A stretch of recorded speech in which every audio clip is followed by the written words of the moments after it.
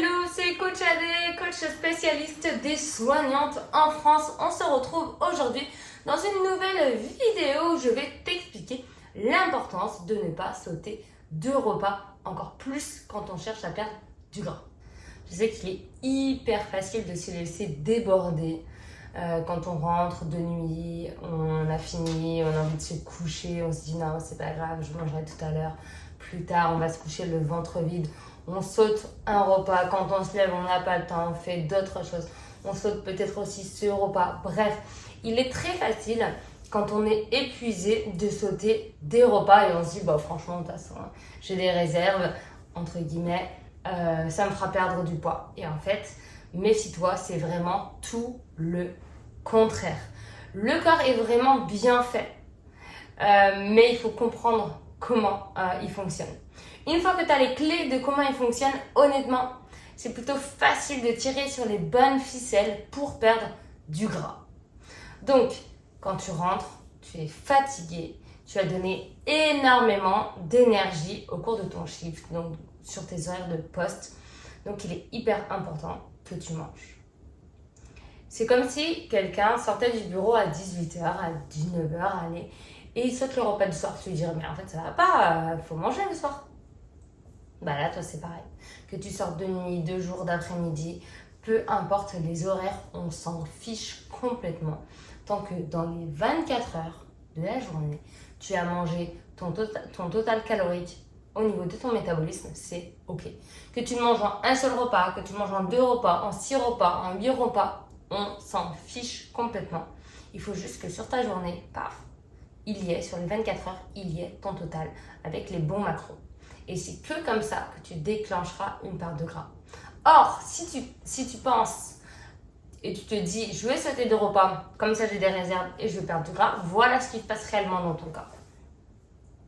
Ton corps a travaillé et t'a donné beaucoup d'énergie au cours de ton poste, au cours de ta journée, au cours de quand tu étais avec tes enfants ou autre, ou que tu avais des tâches à faire et après tu as pris ton poste et tu as donné encore beaucoup d'énergie. Ton corps t'a encore beaucoup donné. Il est important que toi, en retour, tu lui donnes aussi de l'énergie. De par les aliments, de par l'hydratation, de par le repos, de par plein de choses, des petits facteurs qui font que ton corps va recharger ses batteries. Or, si tu ne lui donnes pas, ou tu lui donnes qu'à moitié, ou que tu lui donnes mal, ton corps, vu qu'il est en carence, il est en carence de tout ce qu'il a. En fait, c'est comme si tu avais des jauges à fond, et que au fur et à mesure de tes journées, de ta journée, de ton poste, tes jauges baissaient. Et si après tu remplis juste ta jauge de sommeil, et que tu ne manges pas, et que tu ne bois pas, ta jauge d'hydratation, ta jauge de nutrition et ta jauge de sommeil ne sont plus équilibrées. Or, lui, il est en carence. Et quand tu sors de ton poste, peu importe jour ou nuit, tu es en carence de tout ça. Et si toi tu dis, oh, je suis trop fatiguée, il faut que je dorme, tu vas réaugmenter ta jauge de sommeil, mais tu auras les 2 autres qui sont en down et qui sont complètement bas.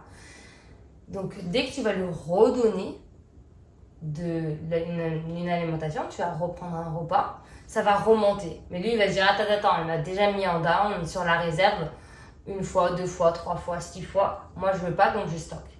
Donc, au lieu de perdre du gras en sautant des repas, tu vas prendre du gras. Parce que ton corps est toujours en alerte et que tu ne régules jamais tes jauges.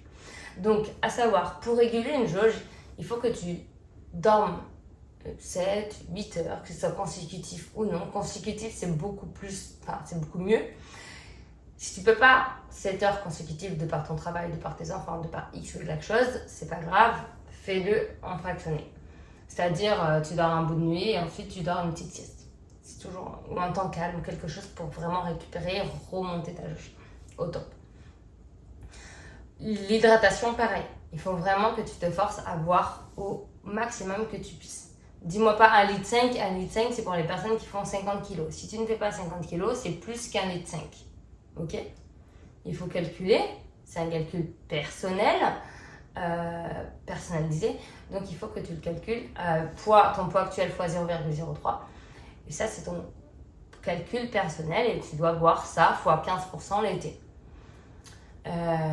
pour remonter ta jauge au maximum. Et pareil pour l'alimentation, tes macronutriments et tes micronutriments. C'est hyper important que tu arrives en fait à manger les bons macros, parce que si tu me dis ouais mais je mange de nuit et je mange un sandwich ou je mange le reste de nuggets avec mes enfants, oui non ça c'est... Tu vois, il y a deux catégories d'aliments, les catégories qui te donnent de l'énergie et la catégorie qui te prennent de l'énergie. Et quand tu es épuisé, tu as plutôt tendance à taper dans les aliments qui te prennent de l'énergie. Donc c'est un cercle vicieux, tu es fatigué, tu manges du gras et tu es encore fatigué, et tu remanges gras et tu es encore fatigué, etc., etc. Et tu ne sortiras pas de ce cercle-là tant que tu ne donneras pas les bons macros à ton corps en fait. C'est hyper important que tu connaisses en fait ce type d'aliments et que tu puisses réinsérer dans ton alimentation pour avoir de l'énergie au quotidien. Mais n'oublie surtout pas que c'est pas en sautant des repas que tu arriveras à perdre du gras, bien au contraire.